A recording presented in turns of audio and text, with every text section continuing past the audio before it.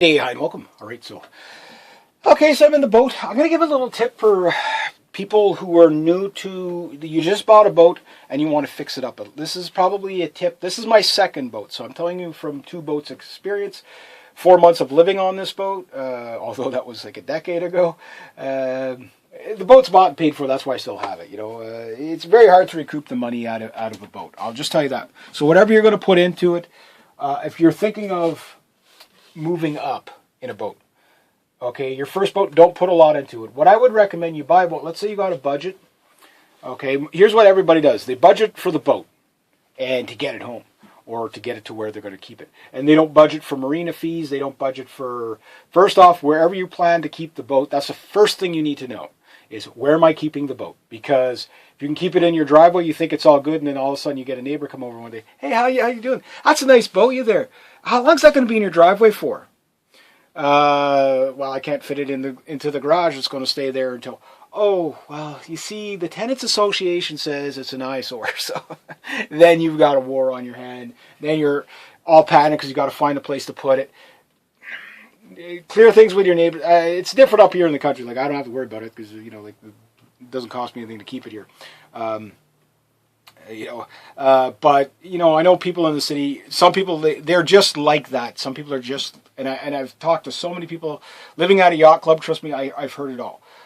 When I was living at the yacht club, it's like, oh, my freaking neighbor, I want to do the work on my boat, and that's when they're conscientious about their lawnmower that like spews freaking like a freaking steam train, like a coal-powered steam train. They say nothing about, but as soon as you start working on your boat, oh my God, the fiberglass, there are people they do it just to do it. Like I really, it's of no consequence to them at all, but they do it just to do it, and it's a pain in the ass to the people that want to work on stuff, and especially if you're a couple. Usually, and I see this with couples, and you'll even see it on some of the prominent sailing channels. It's a young couple, they're in their 20s, they've got no money, and all the money they've got is invested in that. And you just have neighbors, making trouble for them for the sake of making trouble for them. Now, let's say you've budgeted for the boatyard, again, and the first thing you should do before you buy any boat is where am I going to put it? How am I going to move it, and where am I going to put it, if you have to move it? If you're in the boatyard, find out if you can do major work in the boatyard, because some boatyards are very, very specific about that because of environmental laws, whatever, saying, yeah, you can't start grinding away on that boat in the boatyard because this, that, or you can do it, but you have to take, you're going to have to pretty much build a, hermetically seal the darn thing while you're working on it so it doesn't make mess on the boatyard. There's also no, you can't work on it in the boatyard because if something happens in your boat, the residue from your boat goes on to somebody else's prestige Beneteau. Next thing you know, you got a lawsuit on your hand and stuff like that. So these things happen. You'd be surprised. And it's the stuff that when you buy a boat, nobody tells you, because it's like, I can tell you every step of the way of how to buy a boat, and you still have to figure it out yourself. You still have to learn things for yourself. It just is what it is. This is my second boat. Technically, like for example, the last boat I bought, the paperwork, it was a beautiful little Tanzer 7.5, $7,500. Mint condition. This boat was absolutely amazingly well kept, and the lady that sold it, she was on the up and up, but the guy that sold it to her wasn't. So the problem is the ownership was two owners back, and in order to get it to me, somehow there was a record of it so that guy had to put it in his name to transfer it to her, to transfer it to me. And the problem was the first owner was willing to do it, but the second guy wasn't, because he didn't want to pay the taxes on the boat, so he didn't want to put it in his name. So it was like, well, we can't really bypass, just get that guy to sign it over to you. But he didn't want to do that because it's like, well, no, I sold it to the other guy. If I sign it over to you, I'm committing fraud. And technically it was. So I had to walk away from that boat. And it's too bad. And there's going to be a lot of boats. They might be sometimes just, it's a dream boat, but it's too good to be true. Walk away from it. It's just, you don't want to be out on the water, have the Coast Guard say, oh, good, you got all your safety equipment. Do you have the ownership for the boat?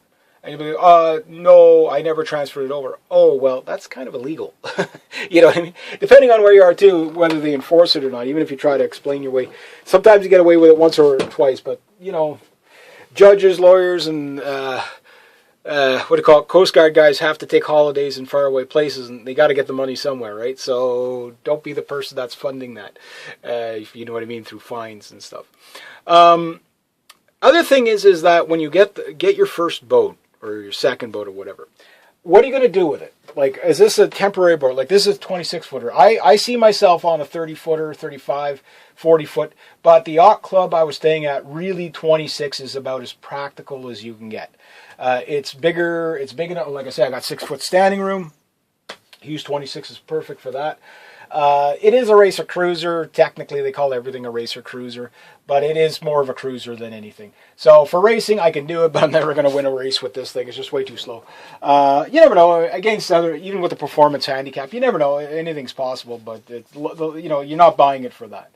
The other thing is that if you want to go up to a bigger boat, obviously the expenses go up, but not every marina can take big boats. So if somebody buys a 40-footer, like say if you're on the Ottawa River, a 40-footer is not practical there. Why?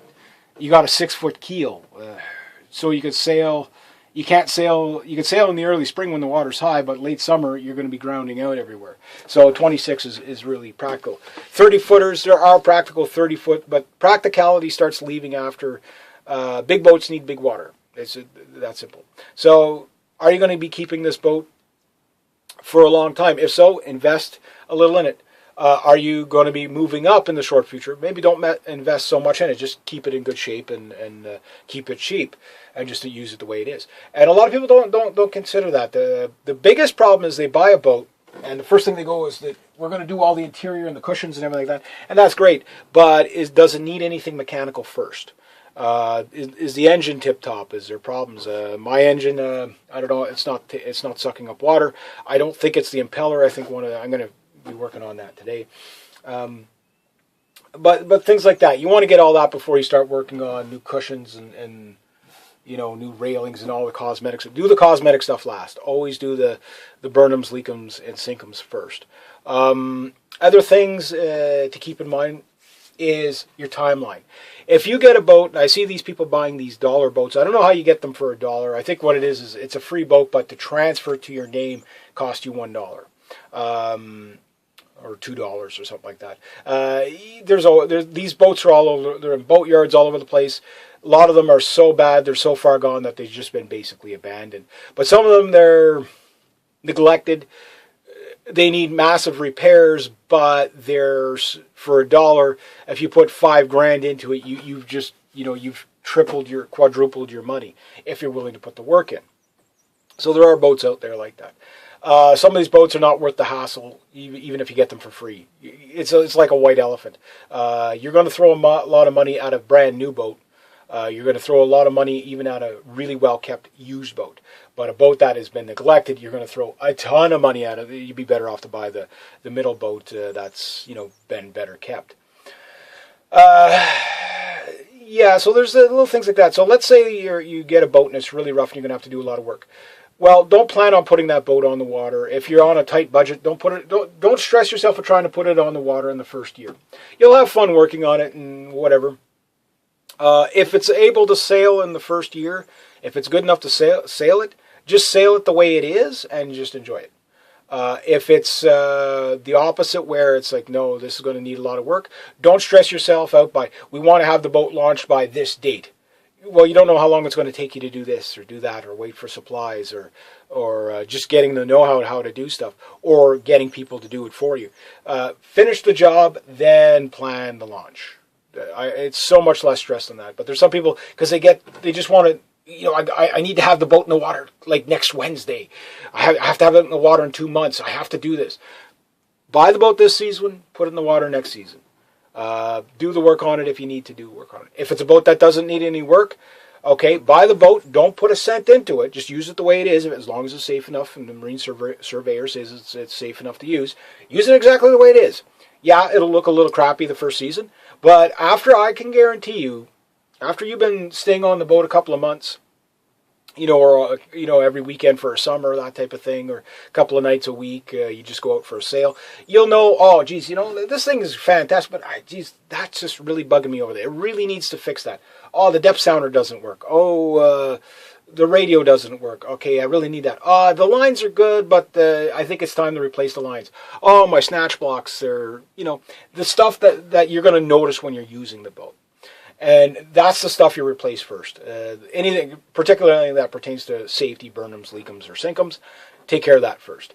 I'll leave it at that. It's just these videos can go on because there's a big list. There's a lot of things to learn about buying a boat, but once you buy the boat, there's a lot more that you're going to be overwhelmed by very easily. So the thing is to pace yourself and not try to rush things. Like if you're going to, the best boat to buy if you want to put a boat in the water is the one that's already in the water. Why? Because it's already, usually it's already functional. When it's dry docked, it's hard to tell if it's ready to go or not. But I'll leave it at that. So that's a couple little tips for newer boaters out there. I'm just, I don't know when this thing's going back in the water, or if it's ever going to go, if it gets sold off before I put it in the water again. But I'm going to, I have it, I might as well keep good maintenance on it. And that's also inspiring me to try to get it back in the water too. So, yeah. Anyway, I'll leave it at that.